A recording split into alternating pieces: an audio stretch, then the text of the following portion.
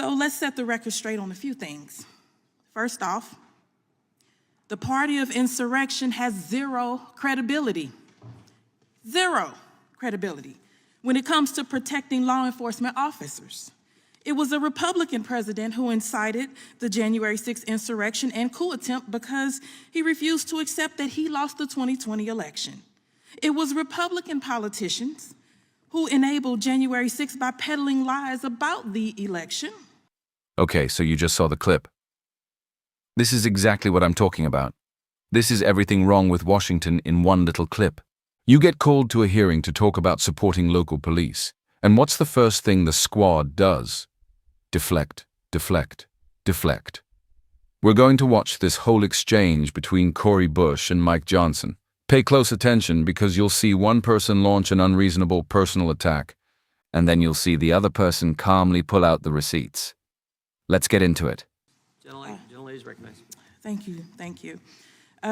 St. Louis and I are here today in support of genuine community safety and in opposition to hollow, hypocritical attempts to distract from policies that make our communities less safe.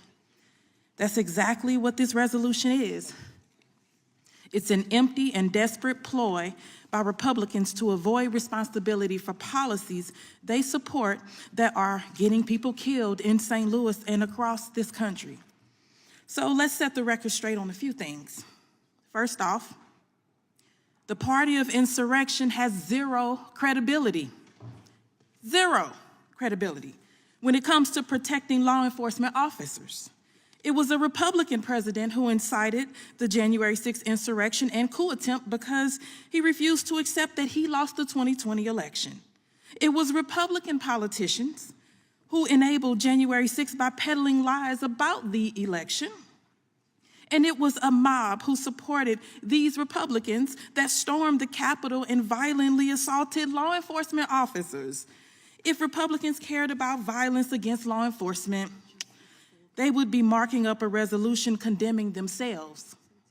But the fact is that Republicans don't care about violence against law enforcement, and they really don't care about law enforcement at all. They will support any number of abuses that law enforcement inflicts on communities like St. Louis.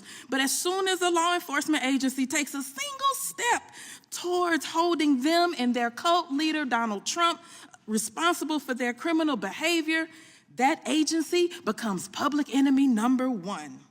So Republicans don't care about law enforcement.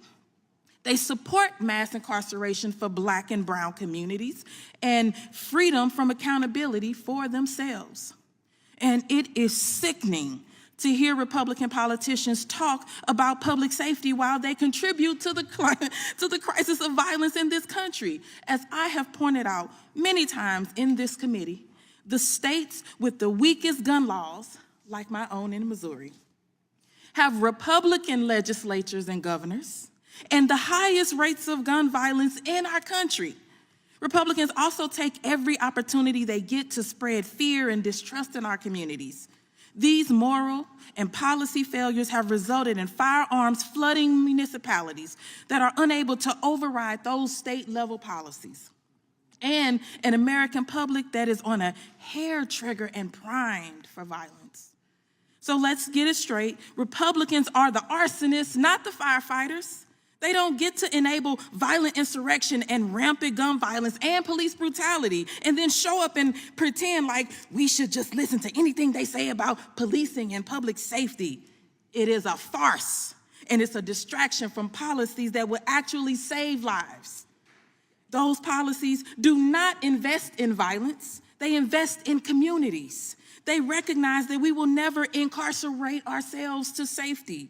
They will support non-police first responders, mental health and counseling resources, community-based employment programs, community violence prevention and interruption programs, after-school programs, substance use treatment programs, public health and other wraparound services, affordable food and housing, more parks and green spaces, and re-entry programs. That's just to name a few. So that's exactly why I introduced the People's Response Act, which would establish a division of community safety within the Department of Health and Human Services to research and fund evidence-based strategies that are proven to prevent violence and effectively manage crisis situations.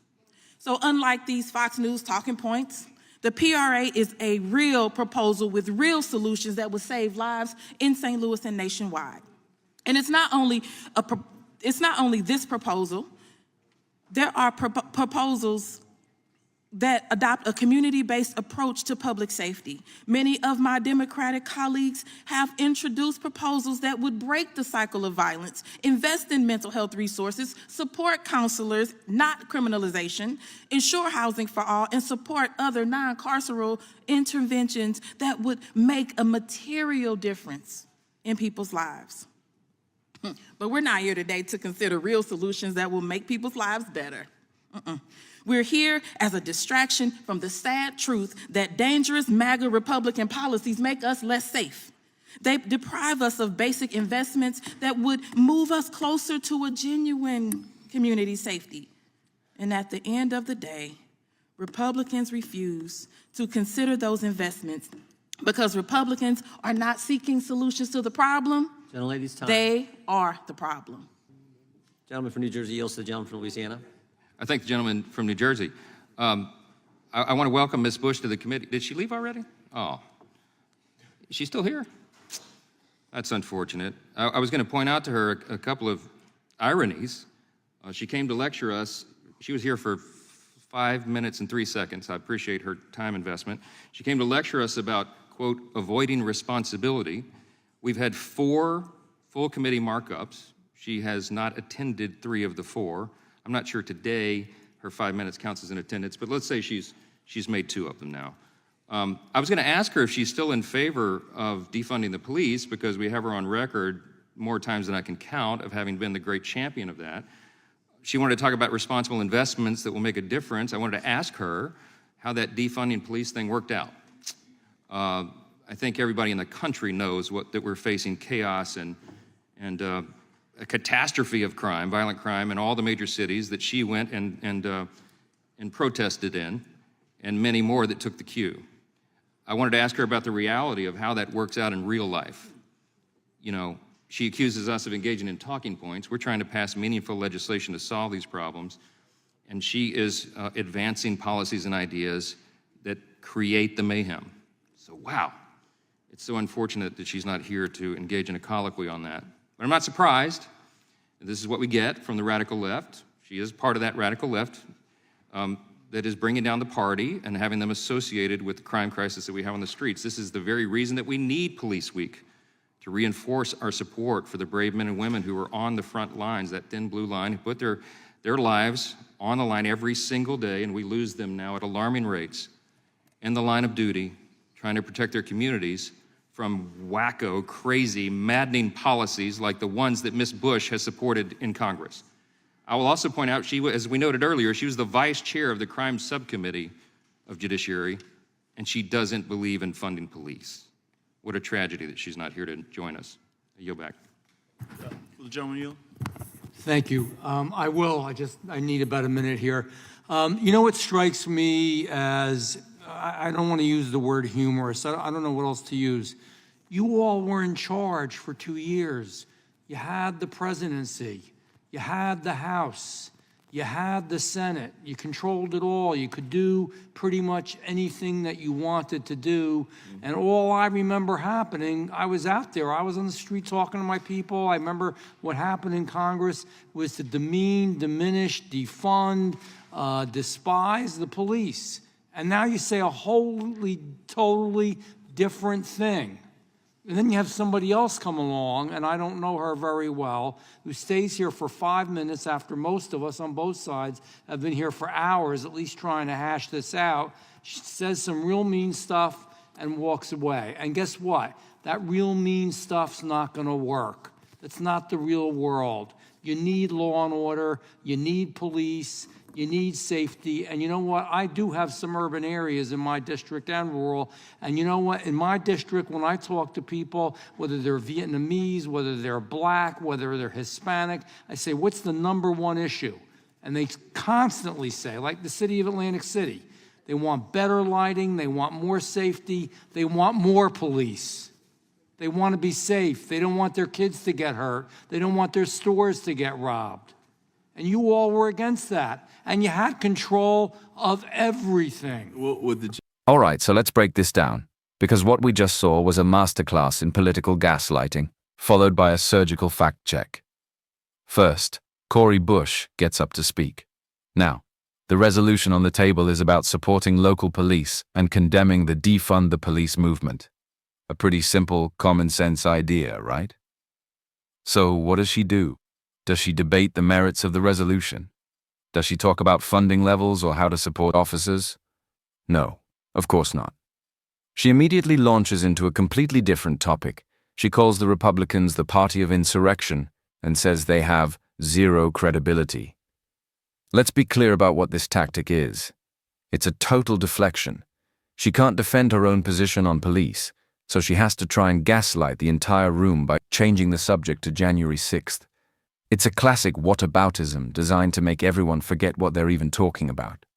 She says they don't really care about police. Think about that. The people trying to pass a resolution supporting police are the ones who don't care, but the person who has repeatedly called to defund and abolish the police, she's the real champion for genuine community safety? It's upside-down world. And she talks about her People's Response Act, which is just code for that same failed ideology.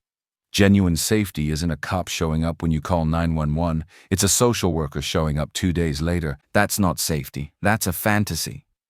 But here's the most telling part of her entire performance. After she drops that grenade, after calling all her colleagues insurrectionists and hypocrites, what does she do? She leaves. She walks right out, because she does not want to sit for the truth. Typical Democrats' behavior right there. It is the definition of a political hit and run. She couldn't stay for 1 minute to listen to a response. She couldn't stand there and defend her own words. She just launched the attack and ran away. And that is where Mike Johnson comes in. This is how you handle it. He doesn't get red in the face. He doesn't scream. He just calmly points out, hey, the person who just lit the room on fire, she's already gone. And then he does the one thing Cori Bush was terrified of. He pulls out the receipts, reminds her she is part of the problem. But unlike her, he doesn't come with baseless accusations. He comes with facts. He just reads her own words back to the committee, and this is why she left. She knew this was coming. Mike Johnson reads her tweet. My call to defund the police is a call for humanity. He reads her interview where she says, yes, I mean defund the police. We need to defund the police.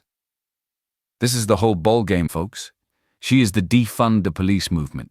He points out the tragic irony that her own city of St. Louis is suffering from catastrophic crime, in large part because of these exact ideas. He completely debunks her entire premise. She tried to make the debate about January 6th. Mike Johnson, by simply using her own words, brought the debate right back to where it belongs. The insane, radical, and dangerous defund the police movement that she is the #1 cheerleader for. And that's why she ran. She had no defense. This is the fight in a nutshell. One side brings slogans, gaslighting, and personal attacks, then runs for the exit. The other side brings the facts, reads the receipts, and exposes the hypocrisy. Who do you think is actually trying to make communities safer? The person who wants to abolish cops, or the person calling them out for it? Let me know what you think down in the comments. This was a wild one. See you in the next video.